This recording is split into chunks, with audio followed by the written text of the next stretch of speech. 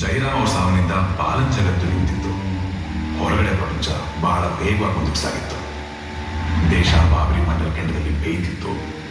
Soviet ಒಕ್ಕೂಟ ನಾಶವಾಗಿತ್ತು. ರಾಜೀವ್ ಹತ್ಯೆಯಾಗಿತ್ತು. ಭಾರತದ ಮಾರುಕಟ್ಟೆ ಇಡೀ ಪ್ರಪಂಚಕ್ಕೆ ತೆರೆದಿತ್ತು. ಇದರಿಂದ ಅಂಡರ್ವರ್ಲ್ಡ್ ನಲ್ಲಿ ಆಯಿಲ್ ಮತ್ತು ಸ್ಮಗ್ಲಿಂಗ್ ದಂಧೆ ನಾಶ ಆಗಿತ್ತು. ಅದರ ಜಾಗದಲ್ಲಿ ರಿಯಲ್ ಎಸ್ಟೇಟ್ ದೊಡ್ಡ ದಂಧೆಯಾಗಿತ್ತು. 2 ವರ್ಷಗಳಲ್ಲಿ ಭಾರತ ಹಾಗೂ ಬೆಂಗಳೂರಿನ ಸ್ವರೂಪ ಬದಲಾಗಿತ್ತು.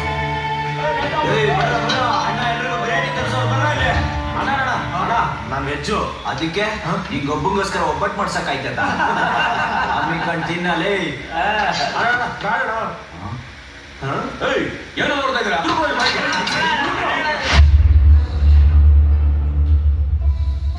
ಅವರು ವೆಜ್ ಅಂತಿದ್ದಾರಲ್ಲ, ಯಾಕೆ ಬಲವಂತ ಮಾಡ್ತಿದ್ಯಾ? ನೋಡ್ ಬಲರಾಮ, ಇದು ನಿಂಗೆ ಬೇಡದೇ ಇರೋ ವಿಷಯ, ಅದಕ್ಕೆ ಬರೀ ಬಾಯಲ್ಲಿ ಹೇಳ್ತಿದ್ದೀನಿ. ಇವನ ಹಬ್ಬಂಗೋಸ್ಕರ ವೆಜ್ ತರ್ಸಕ್ಕಾಯ್ತದ? ಬಿರಿಯಾನಿ ತಾನೇ, ತಿನ್ಲಿ ಬಿಡು. ಪದ್ಧತಿಗೆ ವಿರುದ್ಧದ ಊಟ ಮುಷ್ಟಾನ್ನ ಆದ್ರೂ ಹೋದವ್ರು ಖುಷಾನೆ. ಇವನ್ ಯಾರು? ಜಯರಾಮ್ ಶಿಷ್ಯ ಆಗ್ಬಿಟ್ಟು ಗುರುಜಿ ತರ ಮಾತಾಡ್ತಾವನೆ. ಜಯರಾಮನೇ ಓದ್ನಲ್ಲ ಗುರು, ಪಾಪ ತಲೆನೇ ಓದ್ಮೇಲೆ ಕಾಲ ಏನ್ ಮಾಡುತ್ತೆ?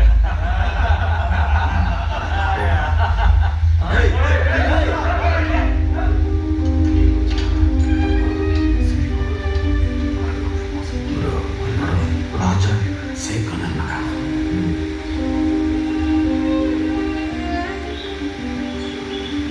ಯಾರು ಸರ್ ಅವನು? ಅವನ್ನ ನೋಡ್ತಿದ್ದಂಗೆ ತೆಪ್ಪು ಹೊಟ್ಟೋದ್ರು. ಇಷ್ಟು ಜನ ದಾಂಡಿಗರು ಒಬ್ಬ ಸಡಕ್ಕೆ ತಗೋತಾ ಇದ್ದಾರೆ. ಅವನೊಬ್ಬ ನಕ್ಸಲೈಟ್. ಗನ್ನು ಬಾಂಬು ಬಳಸಿ ಪೊಲೀಸ್ ಕ್ಯಾಂಪ್ ಮೇಲೆ ಬಾಂಬ್ ಹಾಕಿ ಜೀವಾವಧಿ ಶಿಕ್ಷೆ ಗುರಿಯಾಗಿದ್ದಾನೆ. ಇನ್ನು ಸಾಯೋವರೆಗೂ ಹೊರಗಡೆ ಬರಲ್ಲ ಅಂತ ಗೊತ್ತಾದ ಮೇಲೆ ಸಾಯೋಕ್ಕೂ ಹೆದರಲ್ಲ, ಸಾಯಿಸೋಕ್ಕೂ ಹೆದರಲ್ಲ. ಇವರೆಲ್ಲ ಮುಂದಿನ ತಿಂಗಳು ರಿಲೀಸ್ ಆಗ್ತಿದ್ದಾರೆ. ಅದಕ್ಕೆ ಅವನ ಸವಾಸಕ್ಕೆ ಯಾರು ಹೋಗ್ತಿಲ್ಲ. ಆ ನಕ್ಸಲೆ ಬಲರಾಮನಿಗೆ ರೈ ಬಗ್ಗೆ ಒಂದು ತುಂಬಾ ಮುಖ್ಯವಾದ ವಿಷಯ ಇಲ್ಲ.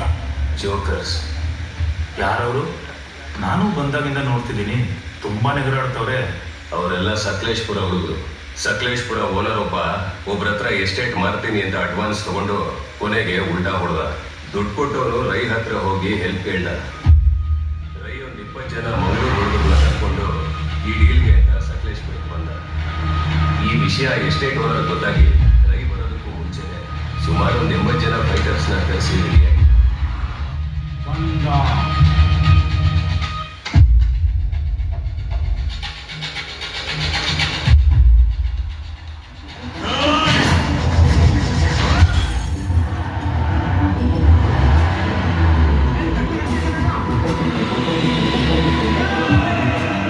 ಅಷ್ಟು ಜನ ನೋಡಿ ರೈ ಡ್ರೈವರ್ ಬಂದ ದಾರಿಗೆ ಗಾಡಿ ವಾಪಸ್ ನಿಲ್ಲಿಸ್ದ.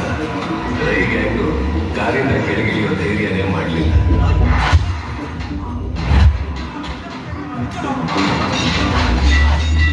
ಬೆಂಗಳೂರಲ್ಲಿ ಡಾನಾಗಿ ಮೆರೀತಿದ್ದ ರೈಗೆ ಮೊದಲನೇ ಸಲ ಸಕಲೇಶ್ಪುರದಲ್ಲಿ ಸೋಲಾಗಿ ಅವಮಾನ ಆಯಿತು. ತಮಾಷೆ ವಿಷಯ ಏನು ಅಂದ್ರೆ 50 ರಿಂದ 80 ಜನರಲ್ಲಿ ನಿಜವಾಗ್ಲೂ ಫೈಟರ್ಸ್ ಅಂತ ಇದ್ದಿದ್ದೆ ಒಂದಷ್ಟು ಜನ ಮಾತ್ರ. ಮಿಗ್ದವರೆಲ್ಲ ತಾಳ ಮೇಳಗಳು. ತಾಳ ಮೇಳನ ಅಂದ್ರೆ? ಅಕ್ಕಪಕ್ಕ ದೂರಿನ ಡ್ರಾಮಾ ಕಂಪ್ನಿಲಿ ಕೆಲಸ ಮಾಡ್ತಿದ್ದವರು, ಕೂಲಿ ಕೆಲಸ ಮಾಡ್ತಿದ್ದವರು, ಇಂಥವ್ರನ್ನೆಲ್ಲ ಕರೆಸಿ ಶೋ ಕೊಟ್ಟಿದ್ದು.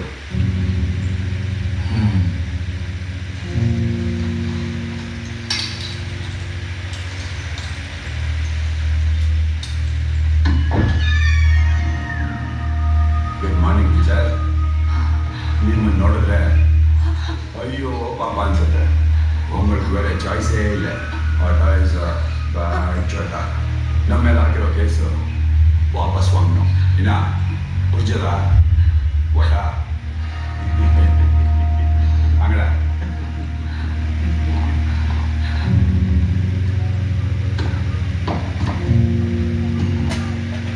ಬಲರಾಮ, ಸರ್ ಎಲ್ಲ ಸರಿ ಇದೆಯಾ ನೋಡ್ಕೋ.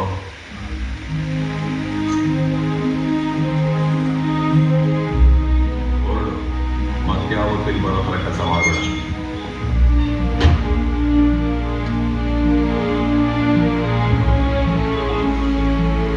ಈಗ ಬೆಂಗಳೂರು ತುಂಬಾ ಬದಲಾಗಿದೆ ಬಲರಾಮ. ಜಯರಾಮಣ್ಣ ಹೋದ್ಮೇಲೆ ಇಡೀ ಬೆಂಗಳೂರಿಗೆ ರೈ ಒಬ್ಬನೇ ಡಾನ್. ರೈಗೆ ಬಾಂಬೆ ಲಿಂಕ್ ಜಾಸ್ತಿ. ಮುಂಚೆ ಬೆಂಗಳೂರಲ್ಲಿ ಲಾಂಗು ಮಚ್ಚು ಮಾತಾಡೋದು, ಆದರೆ ಈಗ ಬರೀ ಗಂಭೀರ ಮಾತಾಡ್ತಿದ್ದಾರೆ. ಸಿಕ್ಕಾಕೊಳ್ಳೋ ಧೈರ್ಯ ಯಾರಿಗೂ ಇಲ್ಲ. ಕೊತ್ವಾಲ್ ಹತ್ರ ಇದ್ದವರು, ನಮ್ಮ ಜೊತೆ ಇದ್ದವರು ಈಗೆಲ್ಲರೂ ರೈಗೋಸ್ಕರ ಕೆಲಸ ಮಾಡ್ತಿದ್ದಾರೆ. ಶಶಿಧರ್ ಸಲೀಂ ಕೂಡ ರೈ ಜೊತೆ ತುಂಬಾ ಕ್ಲೋಸ್ ಆಗಿಬಿಟ್ಟಿದ್ದಾರೆ ಬಲರಾಮ. ಅದು ನಮ್ಮ ಅಣ್ಣನ ಸಾಯಿಸ್ತರ ಜೊತೆಗೆ ಸೇರ್ಕೊಂಡಿದ್ದಾರೆ. ಅವರೇ ಇನ್ನ ಕರ್ಕೊಂಬರ ಕೇಳಿದ್ದು, ಏನೋ ಮಾತಾಡ್ಬೇಕಂತೆ. ಶಶಿಧರ್ನ ನಾನು ಬೇರೆ ಸ್ಥಾನದಲ್ಲಿ ಇಟ್ಟಿದ್ದೆ. ನಮಗೆ ಬೇರೆ ದಾರಿ ಇರಲಿಲ್ಲ ಬಲರಾಮ. ನನ್ನನ್ನು ಇಟ್ಕೊಂಡು ಆ ಇನ್ಸ್ಪೆಕ್ಟರ್ ಶಿವರಾಜ್ ಒಂದು ಸಣ್ಣ ಗೇಮ್ ಮಾಡ, ಜೈರಾಮ್ ಸರ್ ಅದನ್ನೇ ನಿಜ ಅಂದ್ಕೊಂಡು ನಮಗೆ ಅಟ್ಯಾಕ್ ಮಾಡಿಸಿ ನಮ್ಮನ್ನು ಸಾಯಿಸ್ತಾರೆ. ನಮ್ಮ ಅದೃಷ್ಟ ಚೆನ್ನಾಗಿತ್ತು, ನಾವೇಗೋ ಬಚಾವಾಗಿ ಬಂದ್ಕೊಟ್ವಿ. ಹಾಗಂತ ನಾವು ಜಯರಾಮ್ ಅವ್ರ ಮೇಲೆ ರಿವೆಂಜ್ ತಗೊಳ್ಳೋದೇನು ಪ್ಲಾನ್ ಮಾಡಲಿಲ್ಲ. ಅದೇ ಟೈಮ್ಗೆ ರೈ ಕಡೆಯವರು ಜೈರಾಮ್ನ ಹೊಡೆದಾಕಿದ್ರು. ಅದಾದಮೇಲೆ ರೈ ಬಂದು ನನ್ನ ಜೊತೆ ಕೆಲಸ ಮಾಡ್ತೀಯ ಅಂತ ಕೇಳಿದ್ರು. ನಾವು ಸರಿ ಅಂತ ಒಪ್ಕೊಂಡು ಅವ್ರ ಜೊತೆ ಇದ್ದೀವಿ. ರೈ ನಿನ್ನನ್ನು ಕೂಡ ಅವ್ರ ಗ್ಯಾಂಗ್ಗೆ ಸೇರಿಸ್ಕೊಳ್ಳೋಕ್ಕೆ ರೆಡಿ ಇದ್ದಾರೆ. ಅದಕ್ಕೆ ಅವ್ರ ಜಾಗಕ್ಕೆ ನೀನು ಕರೆಸಿದ್ದು. ನನ್ನ ಬಗ್ಗೆ ನಿಮಗೆ ಚೆನ್ನಾಗಿ ಗೊತ್ತಿದೆ ಶಶಿಧರ್. ಗೆದ್ದೆತ್ತಿನ ಬಾಲ ಇಟ್ಕೊಂಡು ಬದುಕೋನಲ್ಲ ಈ ಬಲರಾಮ. ಗೆದ್ದವರು ಸೋತವರು ಅಂತ ಸಪರೇಟ್ ಮಾಡೋದಕ್ಕೆ ಇಲ್ಲಿ ಪ್ರತಿಸ್ಪರ್ಧಿಗಳೇ ಇಲ್ಲ ಬಲರಾಮ, ಒಂದೇ ಆಯ್ಕೆ. ಅದಕ್ಕೆ ಇಂಥ ಕೆಟ್ಟವ್ರ ಜೊತೆ ಸೇರ್ಕೊಂತೀರಾ? ಹಾಂ, ಪ್ರಪಂಚದ ಕಣ್ಣಲ್ಲಿ ನಾವೆಲ್ಲರೂ ಕ್ರಿಮಿನಲ್ಸ್, ಎಲ್ಲರೂ ಕೆಟ್ಟವರೇ.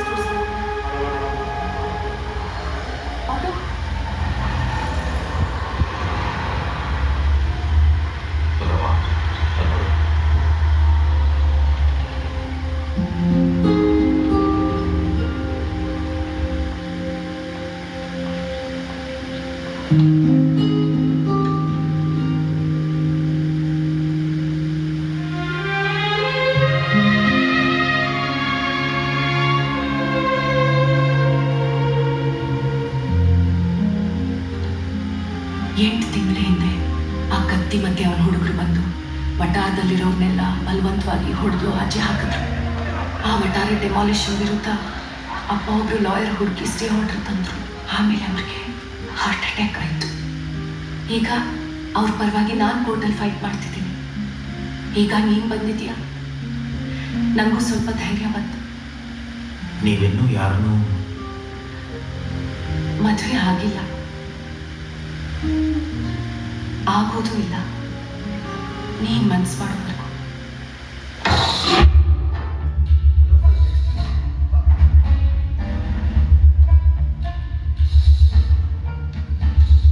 ನಾನು ಕರ್ನಲ್ ದೇವಿಯವ್ರ ಮಗಳು ರೇವತಿನ ಮದುವೆ ಆಗ್ತಿದ್ದೀನಿ.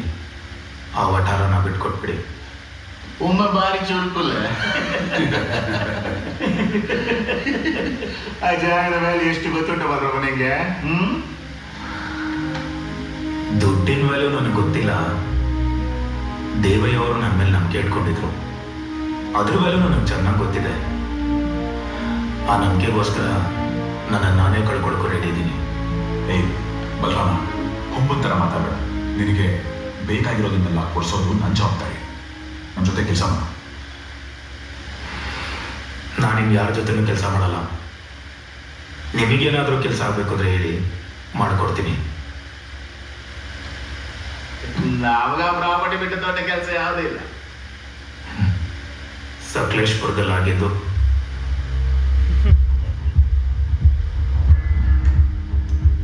ನಾನು ಸಕಲೇಶ್ಪುರ ಡೀಲ್ನ ಮಾಡಿಕೊಡ್ತೀನಿ.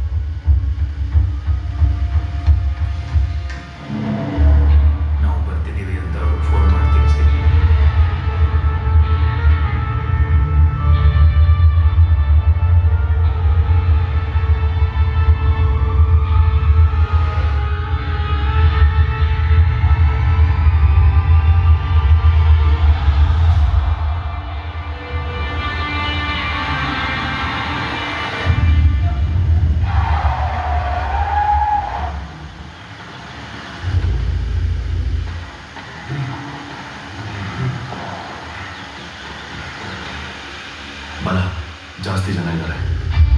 ದೇವಸ್ಥಾನ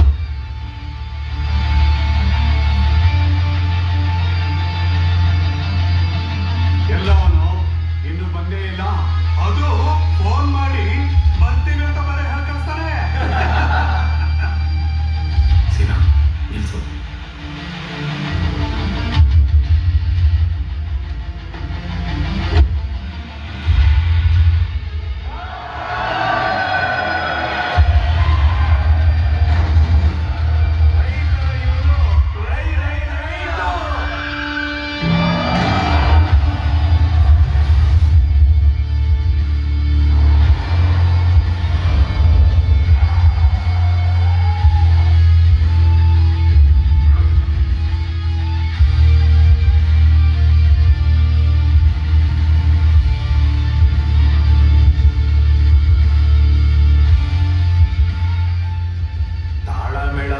ನಾಟಕ ಮಾಡಿದ್ ಸಾಕು. ಇಲ್ಲ ಅಸ್ಲಿ ಫೈಟರ್ ಯಾರಿದ್ದೀರಾ? ಅಸ್ಲಿ ಫೈಟರ್ ಬೇಕಾ? ಇಡೀ ಬ್ಯಾಂಡ್ ಬಾಜಾ ಕೊಟ್ಟು ಬಾ.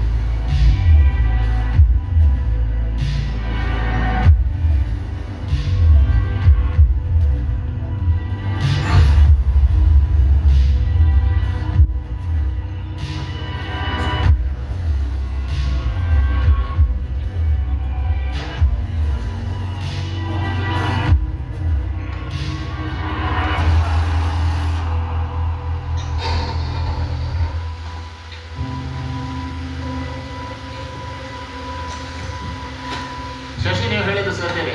ಬಲರಾಮ ಇದ್ದ ಕಡೆ ಬಲ ಜಾಸ್ತಿ. ಇವ್ರು ನಮ್ಮೊಟ್ಟಿಗೆ ಕೆಲಸ ಮಾಡೋದಿದ್ರೆ ಅಡ್ಡಿಲ್ಲ. ನಾವು ಹೇಳಿದಾಗ ನಾವು ಕೆಲಸ ಮಾಡಿದ್ರೆ ಸಾಕು. ನೀವು ಹೇಳೋ ಕೆಲಸ ನ್ಯಾಯವಾಗಿದ್ರೆ ಖಂಡಿತ ಮಾಡಿಕೊಡ್ತೀನಿ. ಸರ್ಕಾರಕ್ಕೆ ನ್ಯಾಯ ಮಾಡೋದಿಲ್ಲ, ನಾವು ಮಾಡೋದಾ? ಈ ಸಂತೋಷನ ಸೆಲೆಬ್ರೇಟ್ ಮಾಡೋದಕ್ಕೆ ನಾಡ್ದು ಒಂದು ಬೆಡ್ಜು ಪಾಯಿಂಟ್ ಮಾಡಬೇಕಾ? ನೀವೇ ಚೀಫ್ ಗೆಸ್ಟ್.